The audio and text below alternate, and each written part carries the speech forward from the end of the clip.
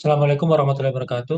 Sebelumnya perkenalkan nama saya Fikra Mirza Rizky, NRP 5017-304 dari kelas vulkanologi. Di sini saya akan mereview terkait chapter 3 yang berjudul bentuk dan struktur gunung api.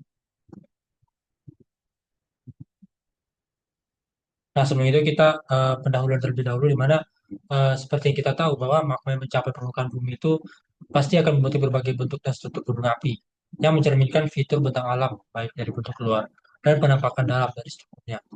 Bentuk gunung api ini mencakup berbagai variasi topografi, mulai dari bentuk tinggian seperti bukit atau gunung, hingga bentuk rendahan seperti lubang atau depresi.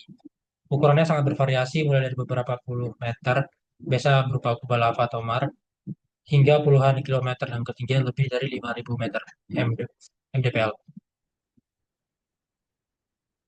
Gambar di atas ini kita bisa lihat adanya klasifikasi berbagai bentuk gunung api menurut Simkin dan Siebert yang mencakup adanya gunung api kecil berupa kubah lava, wujud piroklastika, cincin tuff, tuff ring, mar, yang lebih menunjukkan fitur fitur yang lebih rendah. Yang ini, mar. Kemudian dari deretan gunung api kecil yang berbaris lurus itu biasanya disebut sebagai erupsi linear celah. Lalu ada gunung api besar, itu ada komposit, kaldera, dan juga perisai. Nah, berdasarkan ukuran dan aktivitasnya, gunung api ini dibagi jadi dua kelompok utama, yaitu ada monogenesis dan juga poligenesis. Untuk monogenesis itu terbentuk dari satu kali erupsi atau satu fase erupsi saja, dan memiliki umur geologi yang pendek, ukurannya kecil, dan aktivitasnya itu terbatas. Untuk poligenesis itu terbentuk dari banyak kali erupsi yang berulang dan dipisahkan oleh periode istirahat yang panjang. Sering melibatkan beragam jenis magma dan berukuran besar hingga sangat besar. Gunung api monogenesis. Jadi ini merupakan gunung api yang terbentuk dari satu kali atau satu periode erupsi dengan volume magma yang kecil, energi yang rendah, dan umur aktivitasnya yang pendek. Contohnya di Gunung Paricutin dan Gunung Surtsey.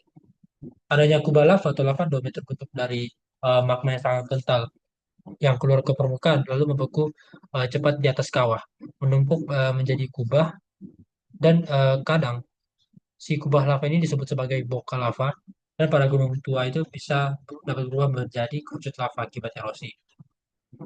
Kursus cinder atau kursus piroklastika itu terbentuk dari akumulasi rempah gunung api, itu skoria lapillipumis di sekitar kawah.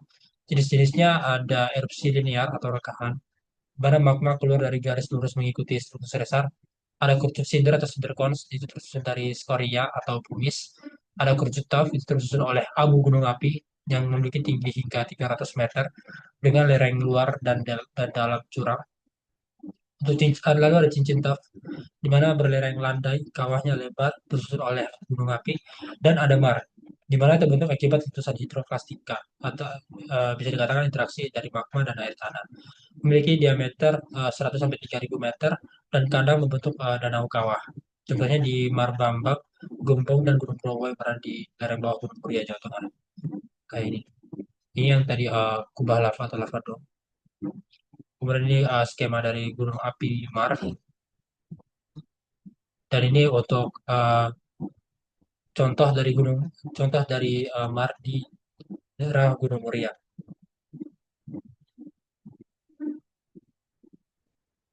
Kemudian ada gunung api komposit dan jamak, di mana ini adalah gunung api yang memiliki kerucut besar dengan diameter alas itu kurang lebih 50 km dan tingginya kurang lebih 3.000 meter dari dataran sekelilingnya. Biasa disebut juga sebagai stratovolcano karena terdiri dari lapisan batuan vulkanik yang berlapis-lapis. Namun istilah komposit itu lebih disukai karena menggambarkan susunan campuran material seperti lava, breksi, dan juga tak. Contoh gunung yang masih aktif itu ada Gunung Merapi di Jawa Tengah. Istilah komposit itu digunakan karena penyusun kerucutnya yang terdiri atas beragam bahan vulkanik seperti disebutkan sebelumnya. Jadi berbeda dengan strato yang hanya berarti berlapis. Komposisi batu penyusunnya itu bisa bervariasi dari basah hingga asam, mencerminkan perbedaan tipe magma yang muncul selama fase erupsinya. Sering dijumpai erosi dangkal atau dike dan seal yang memotong dan menyisip di antara lapisan lava dan piroklastika. Gunung api komposit ini umumnya terbentuk di daerah zona subduksi, misalnya di Indonesia berada di pertemuan lempeng Indo-Australia dan Eurasia. Jika gunung api komposit memiliki dua terlebih kerucut utama dengan ukuran dan tinggi yang relatif sama, maka disebut sebagai gunung api jamak atau compound volcano. Gunung api jamak dan komposit ini mencerminkan fase pembangunan dari pertumbuhan gunung api yang berulang kali mengalami erupsi. Gunung api kecil atau monogenesis itu juga bisa saja berkembang jadi komposit atau jamak sering aktivitas erupsi yang berulang.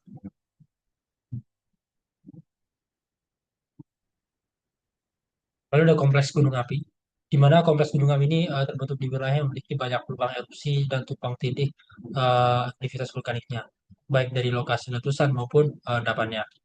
Daerah seperti ini itu menunjukkan aktivitas vulkanik berulang dan beragam sehingga membentuk gabungan berbagai tipe gunung api dalam satu kawasan.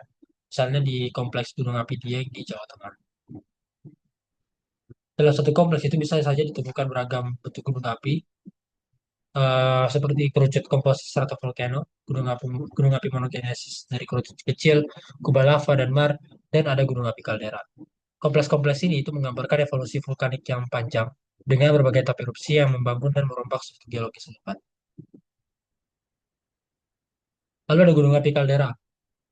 Gunung api kaldera itu gunung api dengan kawah yang sangat besar, berdiameter lebih dari 200 meter. Berdasarkan asal-usul genesisnya, eh, kaldera ini dibedakan jadi tiga jenis utama.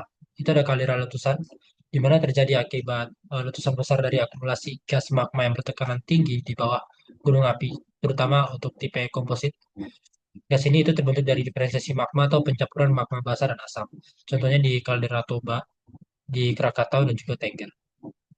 Adapun kaldera amblesan atau kolaps kaldera ini terjadi pada gunung api perisai. Umumnya terjadi pada gunung api perisai disebabkan oleh keluarnya magma basal yang encer dalam jumlah besar sehingga dapur magma ini kosong dan atapnya itu ambles atau mengalami longsor. Contoh terkenal ini ada di kaldera Galapagos itu di dekat benua Amerika Selatan.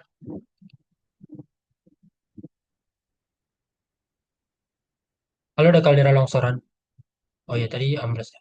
Di kaldera longsoran ini akibat longsoran besar tubuh gunung api komposit seperti peristiwa di Gunung St. Helens 1980 di Amerika Serikat. Nah, terbentuk ketika tekanan magma ini tidak bisa keluar karena sumbat lava sehingga mendorong lereng dan terjadi bulging atau penggabungan. Dan akhirnya longsor ini membentuk tapal kuda. Contohnya di Gunung Galunggung, Jawa Barat dan Gunung Raung.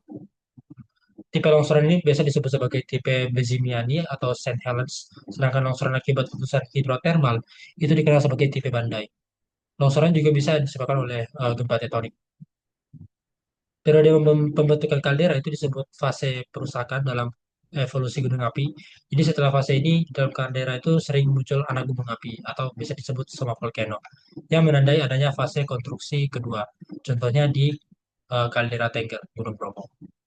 Gunung Baring dapat tumbuh hingga menutupi seluruh kaldera dan menghilangkan bentuk aslinya atau kaldera yang sebelumnya terbentuk, seperti kasus di Gunung Guntur, Ciremai, Sindoro, dan Merapi. Kemudian ada Gunung Api Perisai, di mana Gunung Api Perisai ini gunung api terbesar dan tertinggi di dunia, memiliki bentuk yang sangat landai dan menyerupai tameng atau perisai, dan tersusun oleh lapisan-lapisan lava basal yang berkomposisi basaltik, memiliki ciri-ciri umum berupa lereng yang sangat landai sekitar 1 sampai 10 derajat. Ukuran tubuhnya sangat besar dan luas dan terbentuk dari erupsi efusif lava basaltik cair. Ada tiga tipe utama gunung api perisai, itu ada tipe Islandia, Hawaii, dan juga Galapagos. Untuk Islandia itu berlokasi di Samudra Atlantik bagian utara dengan tingginya 50 sampai 1000 meter. Jadi rata-rata 350 meter. Sudut lerengnya sebesar 1 sampai 5 derajat dan maksimumnya itu 110 derajat dan memiliki volume tubuh sekitar 15 km kubik. Untuk tipe Hawaii itu berlokasi Samudra Pasif dengan ketinggian lebih dari 2000 meter di atas permukaan laut, contohnya di Gunung Mauna Kea dan Gunung Mauna Loa. Sudut lereng itu sebesar 2 sampai 10 derajat dengan puncak itu hampir datar dan memiliki volume total dari dasar samudra sebesar kurang lebih 40 km kubik, 40.000 km per kubik. Ada tipe Galapagos berlokasi di Samudra Pasifik Timur di barat Amerika Selatan, di mana memiliki ketinggian kurang lebih 1.500 meter di atas permukaan laut. Berdiameter alas itu diameter alas sebesar 25 sampai 35 km dengan sudut lereng kurang dari 20 derajat dan kemiringan maksimumnya 15 sampai 35 derajat di lereng tengah lalu melandai ke kaki. Nah, dari sini kita bisa ringkas bahwa Bentuk dan struktur gunung api secara umum itu dibagi jadi dua kelompok. Itu ada gunung api monogenesis dan juga poligenesis. Monogenesis itu terbentuk hanya dari satu kali erupsi atau satu fase erupsi, sehingga memiliki umur geologi yang pendek, ukurannya kecil, serta bentuknya sederhana. Jenis ini biasanya terdiri atas kubah atau aliran lava, cinder, dan maar, yang kadang tersusun dalam pola erupsi linear jika titik-titik erupsinya segaris. Sebaliknya, gunung api poligenesis itu terbentuk dari erupsi yang berulang kali, dengan periode seratnya yang panjang di antaranya, serta dapat melibatkan berbagai jenis magma. Kelompok ini itu mencakup gunung api komposit, gunung api jamak, kompleks gunung api kaldera, dan gunung api perisai. Gunung api komposit dan jamak itu umumnya dijumpai pada zona penenjaman lempeng, sedangkan gunung api kaldera itu terbentuk melalui proses letusan besar amblesan atau longsoran. Sekian dari saya, mohon maaf bila ada kesalahan kata. Wassalamualaikum warahmatullahi wabarakatuh.